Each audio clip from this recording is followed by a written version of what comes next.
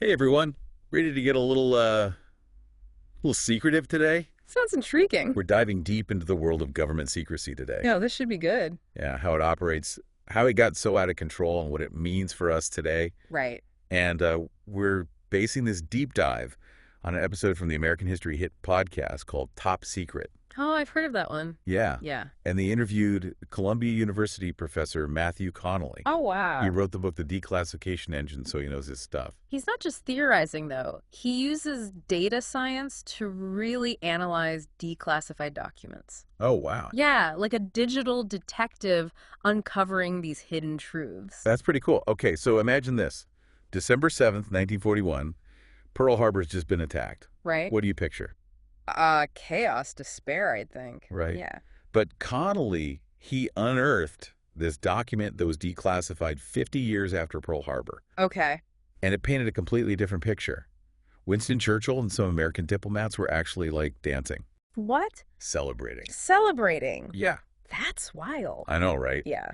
And Connolly's research suggests that some U.S. officials, they actually knew that a Japanese attack was coming, Wow. but they chose to downplay the intelligence. Why would they do that? Well, it all comes down to oil. Okay. The U.S. had this oil embargo on Japan, Right. which was a major provocation. And officials believed that if Japan struck first, it would give the U.S. a legitimate reason to enter World War II. Oh, wow. That's a whole different perspective on Pearl Harbor. I know, right? Yeah, It really changes our understanding of this really pivotal event. absolutely. It's like the foundation of the whole secrecy apparatus we have today. Exactly. Connolly calls it the original secret. I like that. The original secret. Yeah.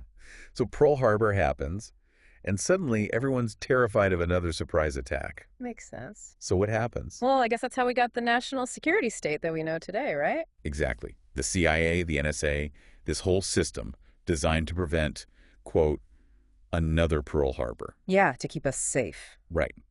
But here's the question. Did it actually work? Good question. Or did it create a whole new set of problems? I mean, you could argue that it maybe made us less safe in the long run. Less safe. Hold on. How does that work? Well, when you classify just about everything, Right. it becomes almost impossible to know what really needs protecting. Right. It's like trying to find a needle in a haystack, but the haystack is the size of Mount Everest. So you're saying by trying to keep everything secret, we end up making it harder to protect the things that really matter. Exactly. And it creates another problem. When you overclassify things, it creates the cynicism, Oh, yeah. Officials might start using secrecy to cover up their mistakes, or even worse, wrongdoing. Right. Because they know it's unlikely anyone will ever find out. Yeah, exactly. So it's not just about national security anymore. It's about protecting reputations, avoiding accountability. Right, protecting themselves. Exactly. Yeah. Connolly gives a pretty stark example of this with the Office of Personnel Management hack back in 2015. Oh, yeah, that was a bad one. Yeah. Millions of those really sensitive background check files were stolen. Yeah, and you know why? Why? Because those files, they weren't considered secret enough to be properly protected. Oh, wow. So, wait, are you telling me that the government was so busy classifying other things Huh. that they left incredibly sensitive personal data just vulnerable? Yeah. It's kind of a perfect illustration of Connolly's point. When everything has a label of secret, nothing's truly secure. Wow, that's crazy. Okay, Uh-huh. so we've got this massive inefficient system that might be making us less safe, Right. but it gets even darker. How so? Connolly goes into some pretty unsettling examples of government secrecy, Like what? like the CIA's MKUltra program. MKUltra. Refresh my memory. What was that? That was a series of experiments where the CIA dosed unwitting subjects with LSD, Wow. often with really tragic results. They were trying to weaponize mind control. Seriously.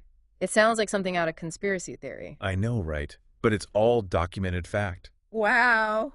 That is seriously disturbing. Right.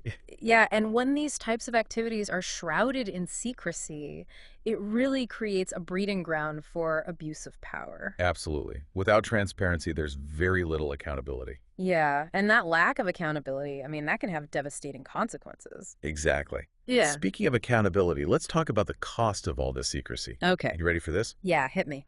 The U.S. government spends a staggering $18.4 billion every single year maintaining its secrets. Wow. Think about that. I mean, if secrecy were a government department, it would have a budget twice the size of Congress. Twice the size of Congress. Yeah, That's insane. it is. And here's the kicker. Only a tiny fraction of that budget is actually used to declassify information and make it available to the public. So basically, the current system seems like it was built to create secrets, not release them. Right. So who benefits from all this secrecy? It doesn't seem like it's the average citizen. No, I don't think so. So how do we break out of this system? How do we even begin to dismantle this cult of secrecy? Well, Connelly, he highlights the role of whistleblowers. People like Daniel Ellsberg, Julian Assange, Edward Snowden. Yeah, these are people who, despite the potential risks, they decided to expose information that they believed the public had a right to know. Exactly. And I mean, their motives and methods were different, but they all kind of revealed the inner workings of this system that had just become too secretive for its own good. Right. But it's definitely a risky move. Oh, for sure. Revealing classified information can come with a pretty heavy price. I mean, we've seen the government come down hard on whistleblowers, often using that Espionage Act. Yeah. It's a complicated issue, and it raises a lot of concerns about freedom of the press and, the public's right to know. Yeah, absolutely. It creates this chilling effect where people who witness wrongdoing, they're too afraid to speak out because they fear the consequences. Right, it makes sense. So Connelly argues that the government needs to find a better balance between protecting legitimate national security interests and ensuring transparency and accountability. Yeah, you gotta have both. So he calls it the cult of secrecy. Cult of secrecy. Yeah. What's that? This is this pervasive culture within the government. Oh, okay. You think about it. The rituals, the hierarchies, there's a huge disconnect from the realities of the outside world. Wow. It's a system that rewards those who keep secrets and punishes those who dare to expose them. That's kind of a chilling thought. But is there any hope for a more open society? Or are we just stuck in this endless cycle of secrecy? Connelly believes that there's hope. He points to these recent congressional hearings and a growing recognition that the current system, it's just unsustainable. There's a sense, even within the government, that something needs to change. So it's not all doom and gloom. That's a relief. But what does that change even look like? How do we move toward a system that's more transparent and accountable? Well, he suggests that the key lies in legislative action. Okay. We need clearer guidelines on what should be classified and for how long, Right. and who has the authority to make those decisions. Okay, yeah. But just as important, we need these robust mechanisms for declassification and oversight. So you're saying we need to bake transparency into the system itself. Exactly. Not just rely on whistleblowers to expose what's hidden. Exactly. It's about shifting the default from secrecy to openness. And this isn't some radical fringe idea or anything like that. Right. There are signs of progress. Oh, good. More and more lawmakers are starting to recognize that the current system just isn't working. Well, that gives me some hope. But what about us, the everyday people? Right. What can we do to help chip away at this cult of secrecy? I mean, it feels like such a massive problem. I know it seems daunting, but you really do have more power than you think. Okay. First and foremost, be informed. Okay. Understand how the classification system works, its history, its flaws. Connelly's book is a great place to start. So knowledge is power, right? Exactly. The more you understand how the system operates, the better equipped you are to challenge it. Right. And don't underestimate the power of your voice. You can engage with your elected officials, let them know that you demand greater transparency and accountability, support organizations that are fighting for open government. Politicians, they respond to pressure from their constituents. Right. It's like that old saying, sunlight is the best disinfectant. Oh, yeah. The more we shed light on the inner workings of government, the less room there is for abuse and manipulation. Exactly. Speaking of shedding light, Connelly's research uncovered some pretty wild examples of what happens when secrecy goes unchecked. Oh, like what?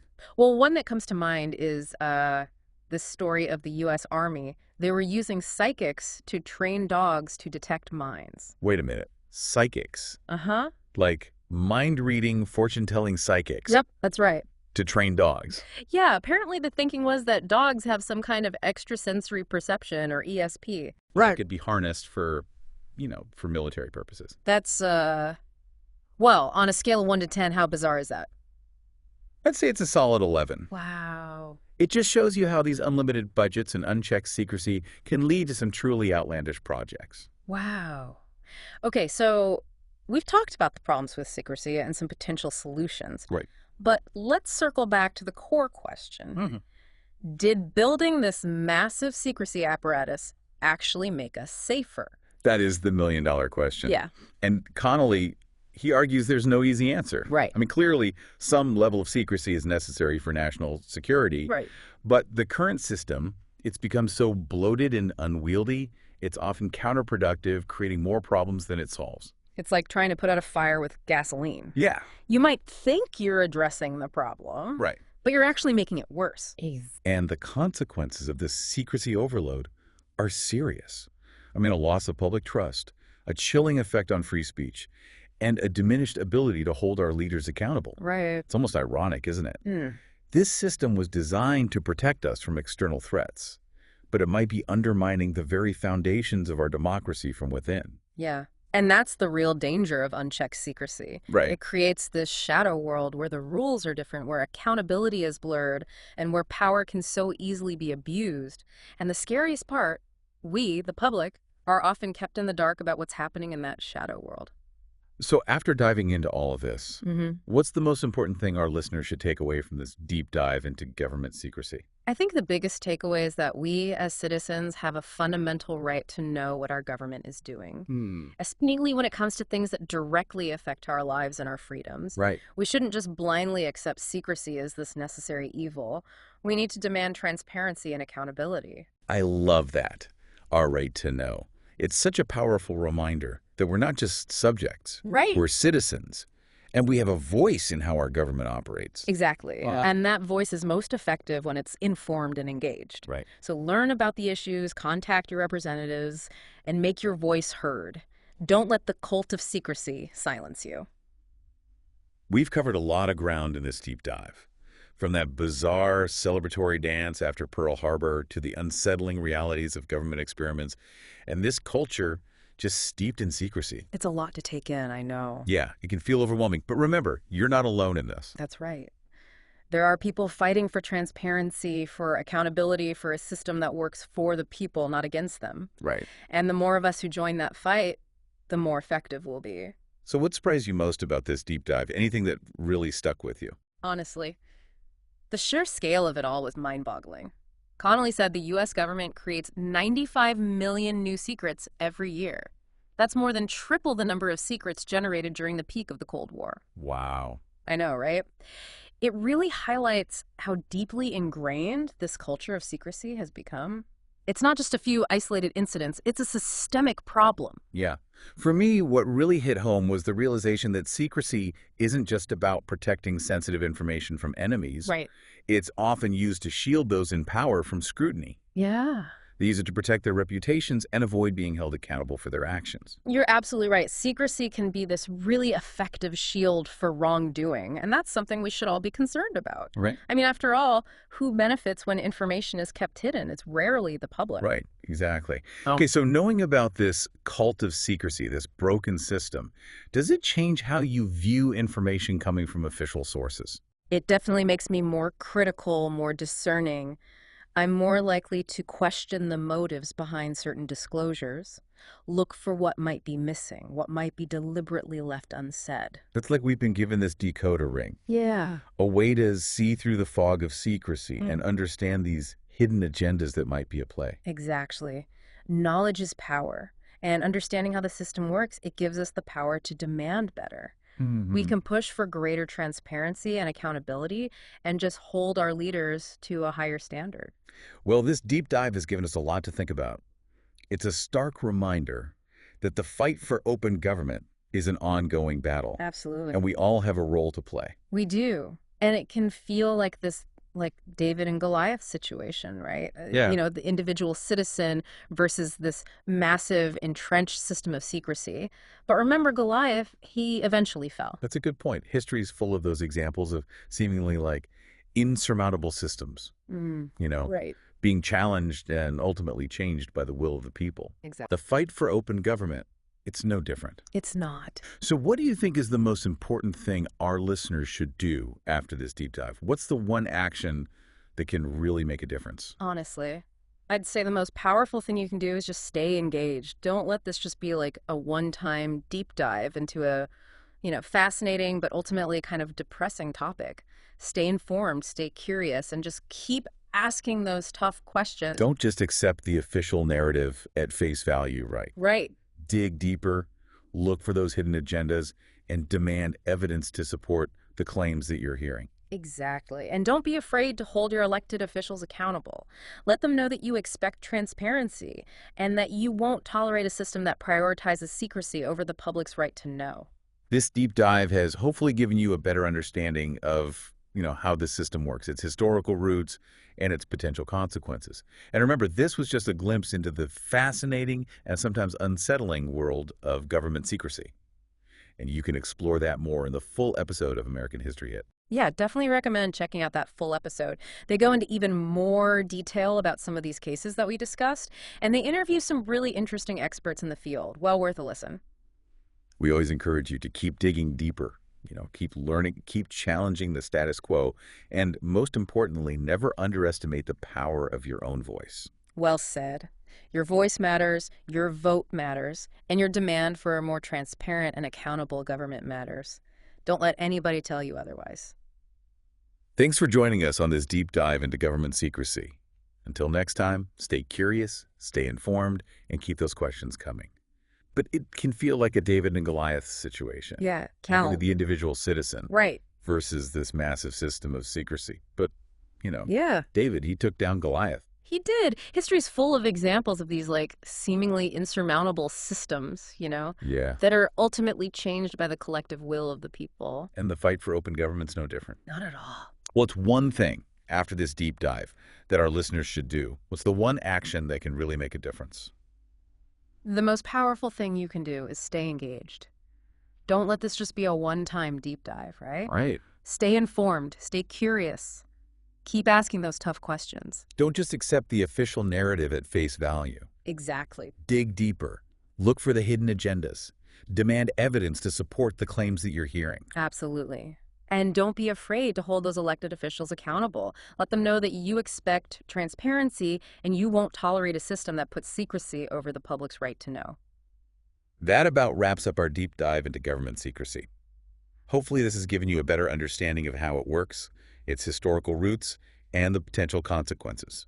We've only scratched the surface here, but you can dive deeper into the fascinating and sometimes unsettling world of government secrecy in that full episode of American History Hit. Yeah, I highly recommend checking it out. They go into a lot more detail about some of the cases we talked about, and they interview some really interesting people in the field. It's a great episode. We always encourage you to keep digging deeper, keep learning, and keep challenging the status quo.